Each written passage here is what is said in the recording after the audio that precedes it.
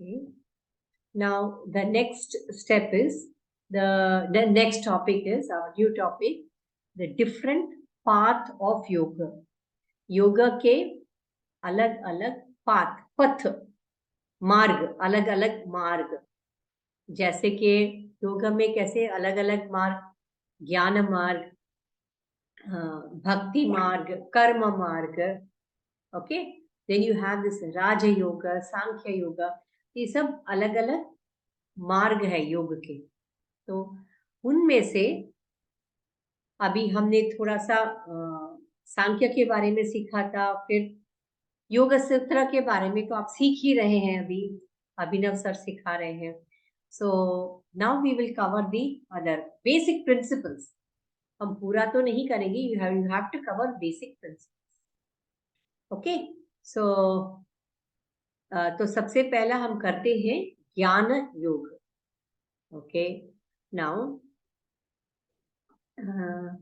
इस ज्ञान योग में जैसे मैंने कहा था, अलग अलग वेदांत में अलग अलग स्कूल्स हुए थे.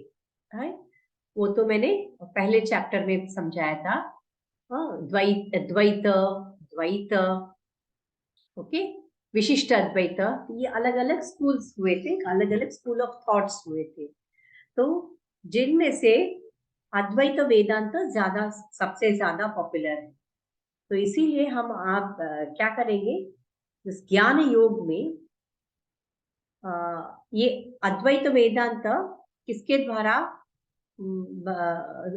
शुरुआत किया था, आदि शंकरा, उनके द्वारा ही इसकी शुरुआत हुई थी. तो हम उसी को बेस रखे हम चलते. ठीक है. सो सबसे पहले ज्ञान का अर्थ आपको पता है. ज्ञान का मतलब है नॉलेज. ज्ञान मतलब ज्ञान, नॉलेज. योग का मतलब ऑलरेडी आपको पता है, उस अल्टीमेट ज्ञान के साथ कनेक्शन करना, संबंध स्थापित करना, एस्टैब्लिश करना. ठीक है, वो अल्टीमेट जो ज्ञान है उसके साथ संबंध एस्टैब्लिश करना और उसके साथ जुड़ना. ओके, सो ये जो ज्ञान योग है, इसमें सेल्फ रियलाइजेशन कैसे होता है वो हम देखते हैं एज पर अद्वैत वेदांत. मैंने ऑलरेडी कहा था वेदांत में अलग अलग स्कूल्स हैं, उसमें से हम अद्वैत वेदांत को हम लेते हैं. अब इस ज्ञान योग में उन्होंने बताया है कि आदि शंकरा ने बताया है कि आत्म साक्षात्कार करने के लिए हमें 3 स्टेप्स फॉलो करने होते हैं. अच्छा, वो 3 स्टेप्स क्या है? वो है श्रवणम, मननम एंड निधिध्यासनम. अच्छा, ये श्रवणम. ओके, श्रवण मतलब क्या है?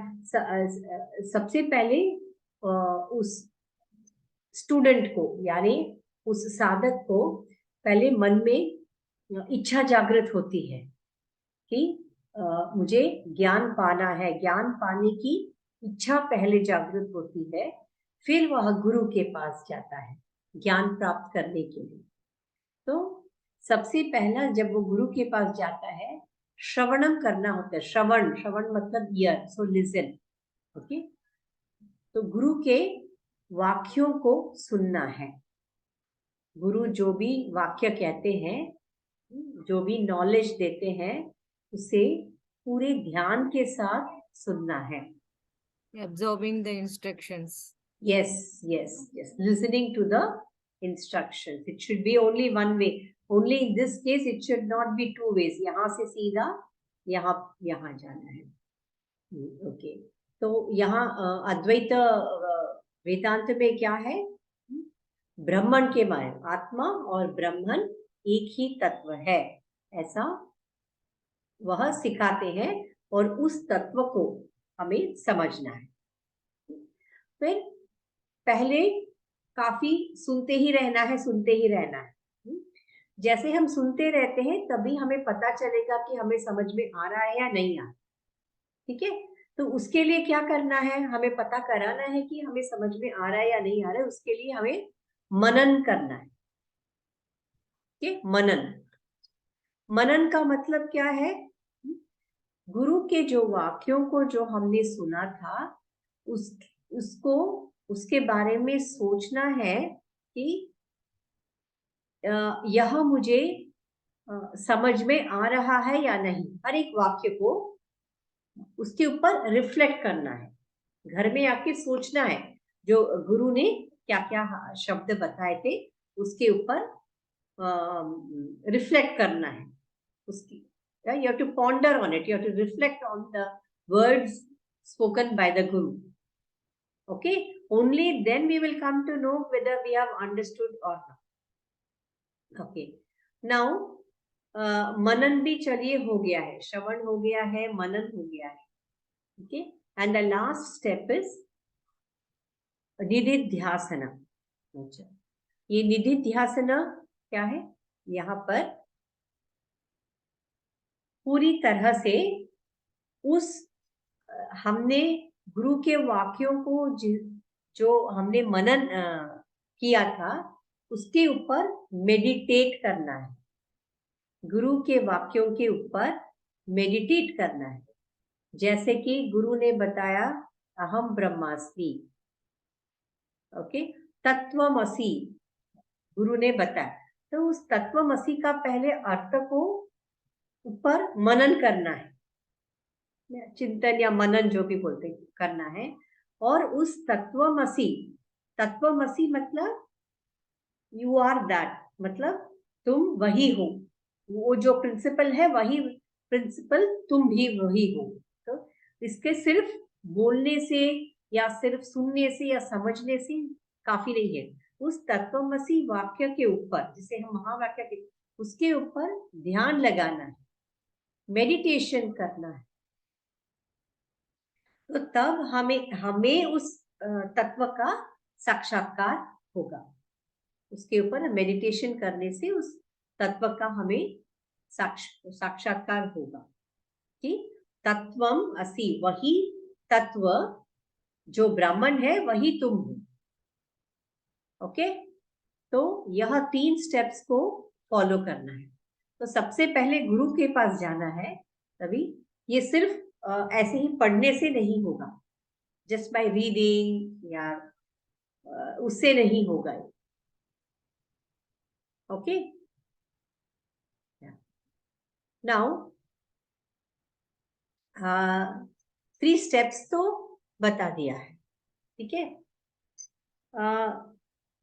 उसके लिए भी वह 3 स्टेप्स तो उन्होंने बता दिया है, पर यहाँ आदि शंकरा उनकी बुक है विवेक चूड़ामणि। उस विवेक चूड़ामणि में उन्होंने he has given the 4 steps which will lead to salvation, मतलब which will lead to मोक्ष। यानी इन 4 स्टेप्स को आपने फॉलो किया तो it is easy to do ये श्रवण मनन निधिध्यासन। ओके, सबसे पहले ये 4 स्टेप्स को हमें अच्छी तरह से प्रैक्टिस करना है। इसको कहते हैं साधन चतुष्टय। ओके, साधन मतलब सम प्रैक्टिस, चतुष्टया प्रैक्टिस करने के लिए 4 स्टेप्स है, तो उसके लिए साधन चतुष्टय। ओके, ये कौन से हैं 4 स्टेप्स, कौन से हैं? विवेक, वैराग्य, षड संपत् और मुमुक्षुत्व। ओके, विवेक, वैराग्य, षड संपत् और मुमुक्षुत्व।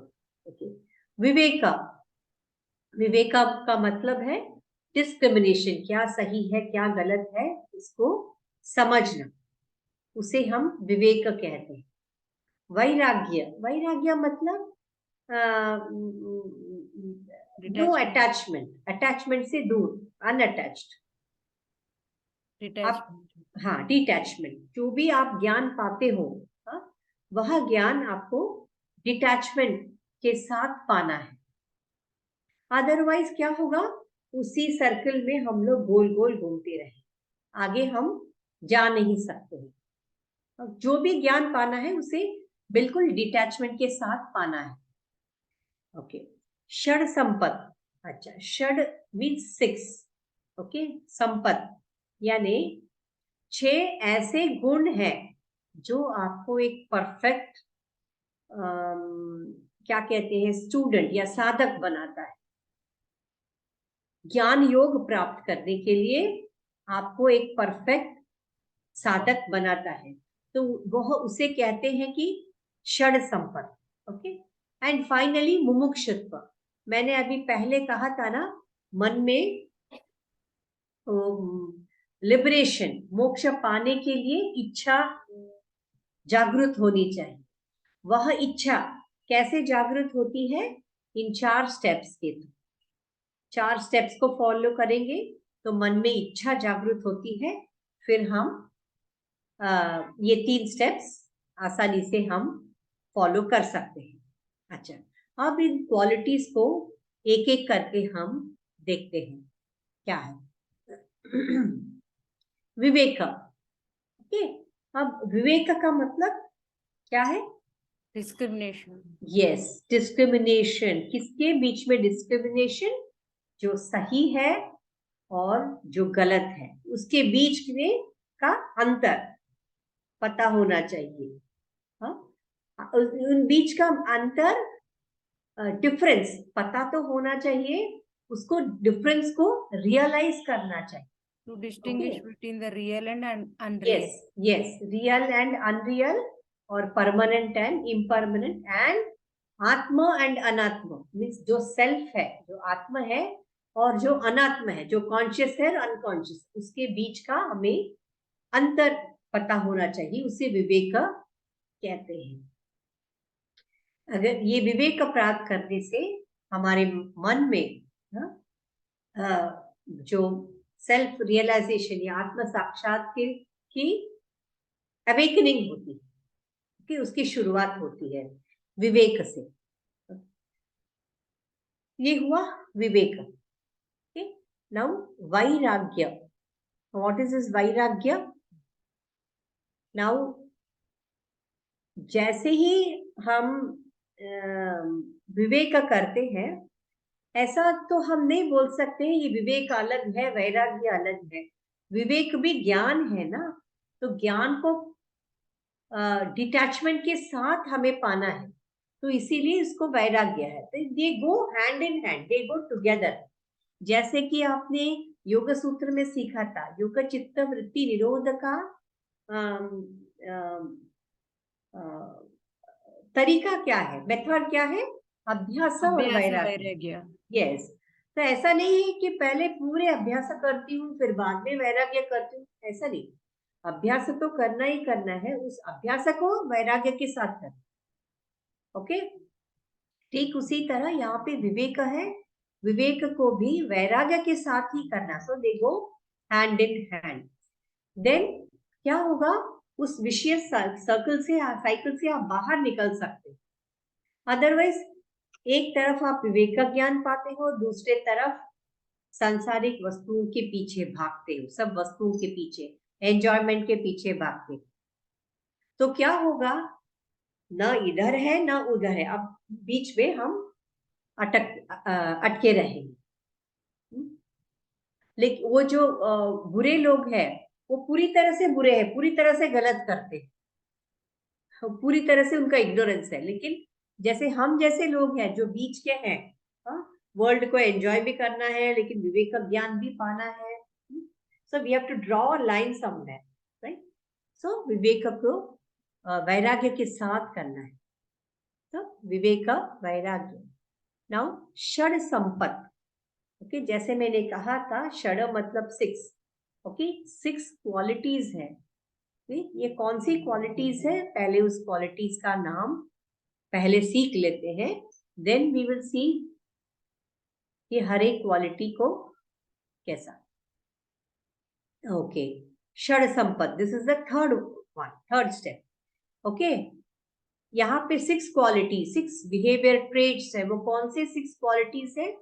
क्षमा, दम, उपरति, तितिक्षा, श्रद्धा, समाधान। Okay, these are the 6 qualities. Okay, अब ये जो एक एक क्वालिटी को हम देखते हैं। क्षमा, क्षमा का मतलब है माइंड कंट्रोल। ओके ओके, क्षमा का मतलब है माइंड कंट्रोल, यानी कि जैसे ही कोई इच्छा जागृत हुई मन में, हम आते जाते ये लैपटॉप का, मोबाइल फोन का दुकान आता है, तो हम आते जाते वही देखते हैं और हमारा मन उसी में अटका रहता है। और माइंड को कंट्रोल कैसे करना है? नहीं, I have got a mobile phone, it is perfectly working condition, so I don't need that mobile phone. Okay, तो इतना हमें मन का कंट्रोल होना चाहिए। खैर, ये तो मोबाइल फोन सिंपल है, वैसे कितने सारे टेम्पटेशंस हैं इस दुनिया में, है ना?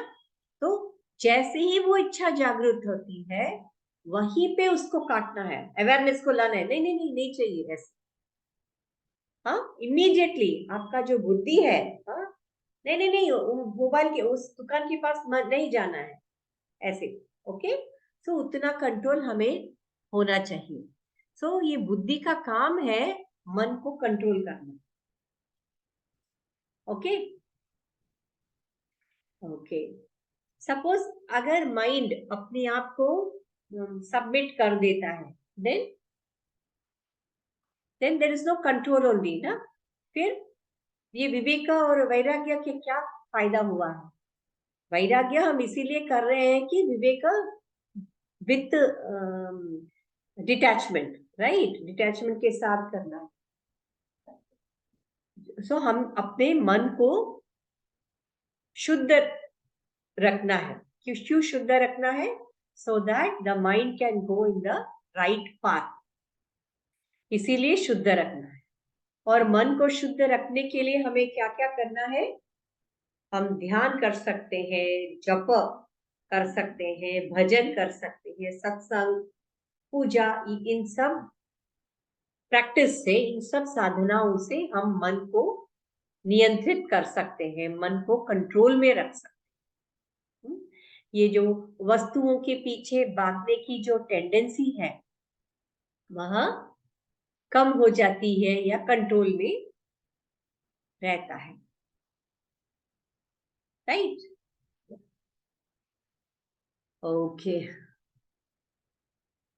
यू जस्ट रिमेम्बर वो महाभारत का रथ है ना, महाभारत का रथ है। It is given in the Upanishad also, it's Katha Upanishad. But just remember that Mahabharat ka rath hai, that horses are there, no, they are like the senses.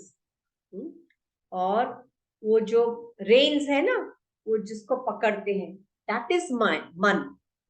वो जो ये that string, you know, जिससे हम horse को control करते हैं, that is the mind. और वो किसके हाथ में है? Who is the charioteer? Krishna. Yes, Krishna is the charioteer. तो वो मन उनके हाथ में, और उसके अंदर अर्जुन बैठा हुआ है। अर्जुन मतलब आत्मा समझ।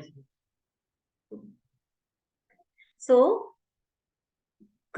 हमारी बुद्धि के जगह में उस that सरेंडर भावना होना चाहिए, कृष्ण भगवान को लाना चाहिए। हाँ, that full Rath is that body. Okay, जो पूरा ये कठोर उपनिषद में दिया गया है, ये एग्जाम्पल। रथ कल्पना, रथ कल्पना ऐसा कठोर उपनिषद में दिया है। बट हर एक भगवत गीता के ऊपर ये पिक्चर दिया है, so it is easy to relate. So we took this example क्योंकि सारा उसी में आ जाता है। वो chariot is the body, horses are the senses, इंद्रियां, और इंद्रियों के बाद मन है वो जो रेन्स। ओके, रेन्स को पकड़ा हुआ एक्चुअली बुद्धि, कठोपनिषद में बुद्धि दिया है, but just for us, for our understanding purpose, Krishna भगवान बैठे हैं ऐसा आप मन में डाल दीजिए। ओके, तो हम डालेंगे कि मेरी बुद्धि में कृष्ण भगवान है, ऐसे हम समझ सकते। So this is how see you have to allow him to control your mind. No, हम खुद का ही सोचते हैं, नहीं मेरा ही सही है, ऐसा ही सही है, हम खुद करेंगे, इट्स डिफिकल्ट, राइट? तो इसको कहते हैं शम, mind control. Okay, only if you give your reins into the hands of Krishna, then you can say my mind is controlled. But in Vedanta it is not given like that. Kathopanishad में इतना ही दिया है कि chariot is the body, horses are the senses, reins the mind, and the one who is holding the mind is the बुद्धि, और उसके अंदर आत्मा है। ओके, ऐसे ही। Okay, Dhamma. Okay, Dhamma is controlling the external indriyas. ये जो इंद्रियास दिख रहे हैं ना, ज्ञानेंद्रिया। ओके, 5 ज्ञानेंद्रिया है, 5 कर्मेंद्रिया। वो ऑलरेडी हमने पिछले बार सांख्य में सीखा था कि वो 10 इंद्रियां कैसे होते हैं। ओके, 5 ज्ञानेंद्रिय कर्मेंद्रिय है। दमा मतलब इनको कंट्रोल करना। ये जो 5 ज्ञानेंद्रिय, 5 कर्मेंद्रिय को कंट्रोल करना, इसको ही हम कहते हैं दम। ओके, अब यहाँ ऐसा है कि हम देखिए ना, 5 लोग हैं, 5-6 लोग हैं या जो भी है, all of us, our mind works in a different way, you know? हम एक जैसा क्यों नहीं सोचते हैं? आराम से हम एक जैसा लेक्चर सुनते हैं तो एक जैसा हम सोचेंगे, एक जैसे सबकी मुक्ति हो जाएगी ना। But it doesn't happen that way, it doesn't work that. Okay, so how हमारी जो मन है, उस मन के अंदर बहुत सारे संस्कारास होते हैं, ठीक है? उस संस्कारास के वजह से वासना जागृत होती है। ओके, उस वासना जागृत होते ही हम उस ऑब्जेक्ट, वस्तु के प्रति अट्रैक्ट होते हैं, उस वस्तु के पीछे हम भागते हैं, ठीक है? उस संस्कार के वजह से वासना मतलब काम, मतलब कामा मीन्स डिजायर, इच्छा मन में जागृत होती है। ओके, अगर मिल गया, see both options are equally dangerous. अगर मिल गया, व्हाट विल हैपन? थोड़ा विल बी हैप्पी, हाँ, बट अंदर से डर है, ये कितना दिन तक रहेगा, कितना दिन तक रहेगा, कहीं मुझे छोड़ के नहीं जाएगा, है ना? You have the fear of losing it, correct? अगर मिल गया तो, अगर नहीं मिला तो यहाँ पे भय, मिलने के बाद छूट जाने का भय। दूसरा ऑप्शन है नहीं मिल रहा, नहीं मिला तो क्रोध, द्वेष, यस, क्रोध, द्वेष, and all those षडरिपुस will come into the picture। और उसके बाद क्या होगा? It is clearly given in Bhagavad Gita. Okay, you will lose you will delusion होगा, then memory loss होगा, then you are totally confused. Okay, so it is very important कि you have to control this Jnanendriya and Karmendriya. Okay, so again just imagine that Ratha, that chariot. Okay, yeah. So Dhamma, यह है छोटा step, Dhamma। I mean उस षडरिपु में यह दूसरा quality. उसमें तीसरा क्वालिटी क्या है? उपरति। ओके, अच्छा, ये तीसरा क्वालिटी है षड संपत में, ये तीसरा क्वालिटी। अच्छा, ये उपरति में क्या होगा? just try to understand. उपरति में मान लीजिए कि कंट्रोल आ चुका है, मतलब क्षमा दम कर लिया, उसके बाद में कंट्रोल आ चुका है. अच्छा, in this state what will happen? Again this is mentioned in Bhagavad Gita. Okay, you are going beyond all the dvandvas. Now what are ye dvandvas? क्या है? Happiness, sadness, pain, pleasure, heat, cold. These are all dvandvas, dualities. इनसे भी परे होना है. अगर इनसे परे हो गए तो हम कह सकते हैं कि कंट्रोल में. Renunciation. Yes, renunciation, that is along with vairagya. You are doing viveka along with vairagya, everything with vairagya. So automatically that renunciation will come. Okay, so so this is that state where you have crossed all the dualities of life. तो उसको उपरति कहते हैं. अच्छा, जब हम ये जो भगवत गीता में चातुर्वर्ण बताया गया है, राइट? ब्राह्मण, क्षत्रिय, वैश्य एंड शूद्र. ये क्यों बनाया गया है? ऐसा नहीं कि कोई बड़ा है कोई छोटा है. They all serve different purposes. जब आप उपरति के स्टेट में आ जाते हो, you are going beyond all this. You are going beyond all this. Okay, चातुर्वर्ण से भी आप परे निकलते हो.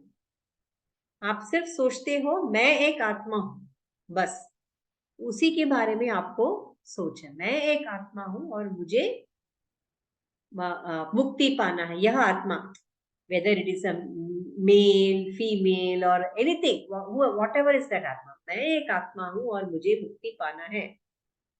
So this is what happens. Even Yoga Sutra, it has been told, right? In which sutra it has been told? It has been told in asana. Okay, it has been clearly told. Benefit of asana. Benefit of asana as per it is tato dvandva. Yes. अभिघानात्. नहीं, अनाभिघात है. अनाभिघात. हाँ, ततो द्वंद्व अनाभिघात. There also he is talking about dualities. से परे जाना है, then only you can do pranayam. See, pranayam is such a high level practice और हम लोग इतने आसानी से कर लेते हैं. चलो सब लोग अनुलोम विलोम करो, सब लोग मतलब ये क्या करो, भ्रामरी करो, so with so much this thing how we treat it, no? It's a very advanced practice.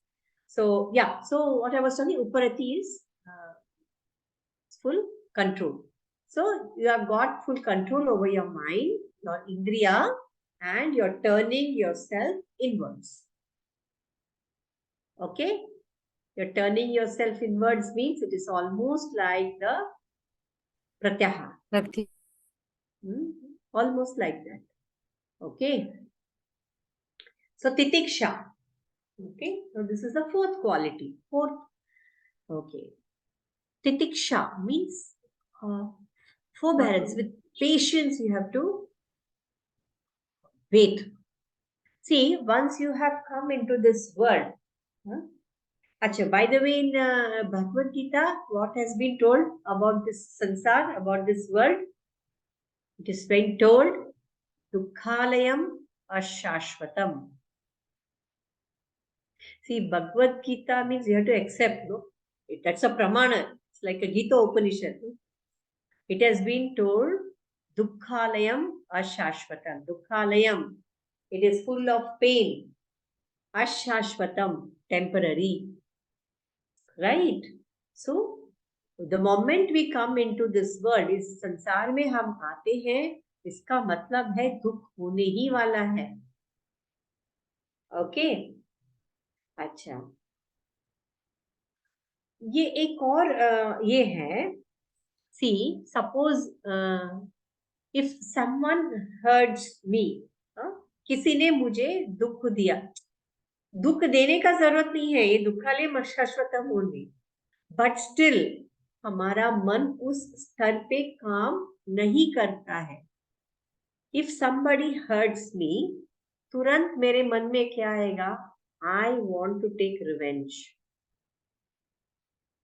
यही आएगा ना हमारे मन में. ये साधारण है. We also, with you, with her, with him, everything, सबके लिए वो वही है. कोई हमें हर्ट करता है तो हम तुरंत उसका रिवेंज करते हैं. अच्छा, यहाँ पे दो व्यूज हैं. सपोज इफ आई टेल ना उसको, उनको माफ कर दो, उनका फॉरगिव कर दो, फिर क्या बोलेंगे?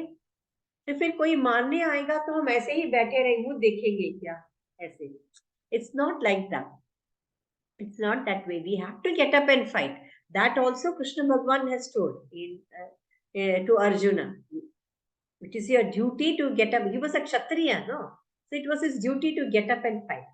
So likewise, we have to do our duty only, on one hand.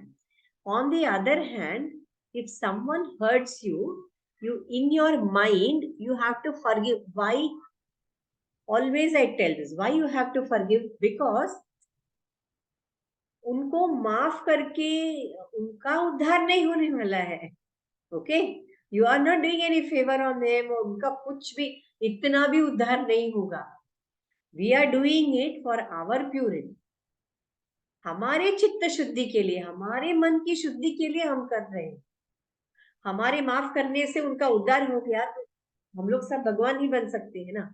Everybody, all of us can become Bhagwan. So उनको माफ करके आप फ्री हो जाओ. That is what it is trying to tell you. You become free. It is his karma, no, it is his lookout. तो हमारे माफ करने से डोंट वरी एट ऑल, उनका कोई बड़ा उद्धार नहीं होने वाला है. See that famous shloka, no? Everybody knows. Karmanyevadhikaraste ma phaleshu tab. That means what?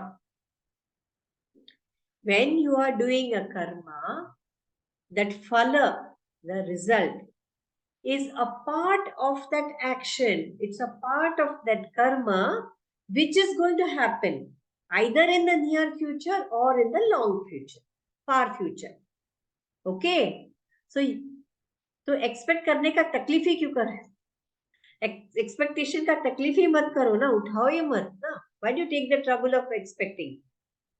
It is going to happen anyways, right? हाँ. तो if he has hurt you, that is his karma. So according, again कर्मण्येवाधिकारस्य will apply on him also. Karma phala is a part of the karma itself which will happen in the future. So that is his problem, bro. Let him take it. Why do you want to increase your karma? By taking revenge, what happens? You are only increasing your own karma. Correct? So again, we have to face karmic repercussion in the future. Again, उसके लिए एक और जन्म लो. इतना ही जन्म काफी नहीं है तो एक और जन्म, पता नहीं और कितने जन्म हमारे बाकी हैं. You want to add one more to that, right? So you have to do titiksha, forbearance. Be patient.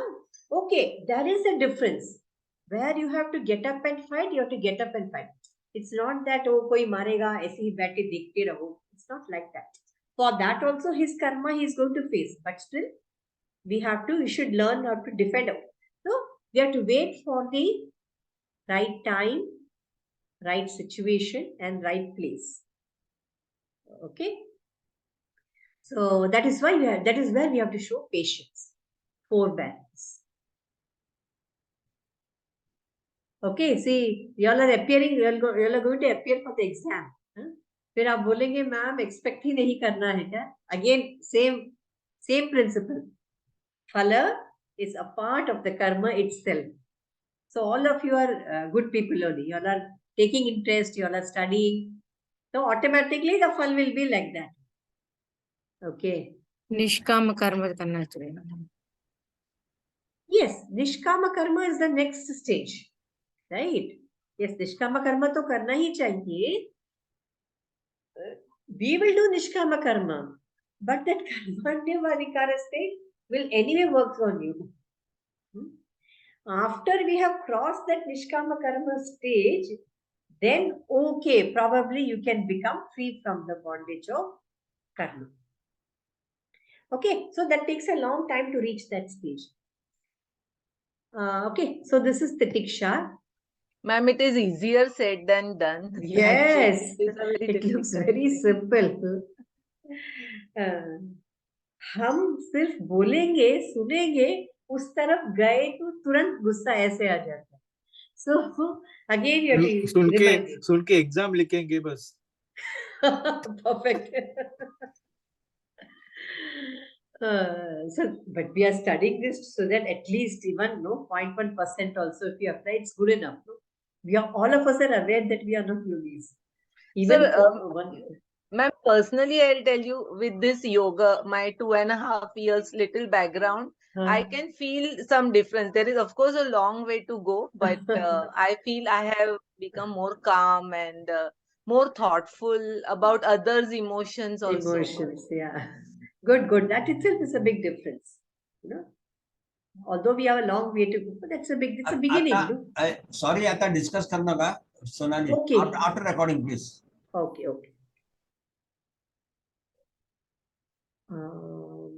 Yes, the next one is Shraddha. Shraddha, the word itself, everyone knows. Shraddha, faith. Faith. Okay. So, on what you will have to, that means what kind of faith? Actually, ना एक अच्छा शब्द नहीं है हिंदी में. Faith, English में भी ऐसा शब्द नहीं. Unshakable faith. Not just faith, unshakable. Like mountain it should be. Okay, unshakable faith. किसमें faith होना चाहिए? See, you are good. Means after this only that guru you will go. Okay, that Shravan Manan Kirtan you are good. I'm sorry, not Kirtan. Shravan Manana Nididhyasana you are going to do after this, right? तो सबसे पहले गुरु के ऊपर आपको श्रद्धा, गुरु के प्रति आपको श्रद्धा होना चाहिए. और हमारे शास्त्र, हमारा जो ग्रंथ है, वेदास, उपनिषद, भारतीय दर्शनास, ये सब हमारे ग्रंथ है ना. तो ग्रंथों के प्रति हमें विश्वास होना चाहिए, फेथ होना चाहिए, वो भी अनशेकेबल फेथ. ओके, अगर हमारा विवेक और वैराग्य दृढ़ है, विवेक और वैराग्य, दैट फर्स्ट 2 स्टेप्स वह दृढ़ है, तो ऑटोमेटिकली ये श्रद्धा में आपको तकलीफ नहीं होगी. ओके, अदरवाइज क्या होगा? some people are there, no, some students, they'll keep arguing, ये क्यों है, वो क्यों, they won't consider the base, you know, just for the sake of arguing वो लोग argue करते रहे. So for that विवेक और वैराग्य it should be firm. तो अगर आपके किसी स्टूडेंट ने किया तो आप समझ लीजिए इसको विवेक का वैराग्य नहीं हुआ है. So you should keep quiet and you should change the practice, modify the practice. Okay, don't say, you should just do it. And there's an advertisement, no? Don't talk about it, do it. So I say, just do it. And the next one is, the last quality in Shada Sampath is Samadhan. Okay, Samadhan. Samadhan. Okay, Sama means balanced. Okay, so this in the Samadhan, your mind is totally focused, or concentrated on one object. Okay, it's totally concentrated on one object. Now, this mind can be focused on one object, provided you have all these previous 5 qualities. Okay.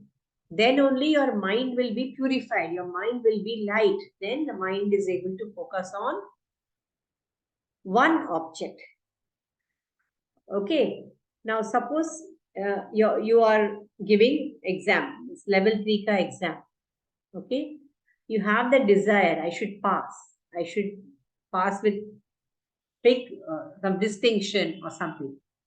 Okay. Then just before the exam, kya hoga? That fear comes. अरे will I get distinction? फिर बाद में और fear बढ़ेगा. अरे am I going to pass or not? Yes. So when you do this, you tell me one thing. Can you focus on the questions? You can't focus, obviously. All the options will be there. You will be knowing the answer. In spite of it, you will mark the wrong answer. In spite of knowing the correct answer. Right? So if this desire and fear is there, Kama, Krodha and Bhaya, if this is there, you will never be able to concentrate on. And even if you force yourself to concentrate, it will not last long. Okay? It will not last long. So, in this Samadhan state, provided you have done that Viveka Vairagya properly, you sit and meditate about the nature of this world. Usko observe karna hai. Then only you will realize it is Dukkhalayam Ashashvat. Okay? Just by saying you will not realize. You have to actually meditate.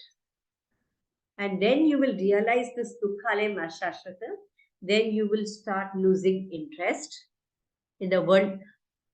It's not that the world is going to be there and you are also going to be in the world. You are absolutely functioning within this world.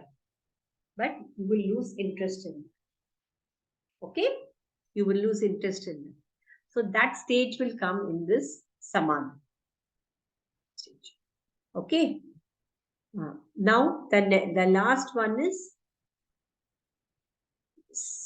Mumukshutva. Okay, now what is this Mumukshutva? This Mumukshutva is actually an intense desire for liberation, intense desire for freedom.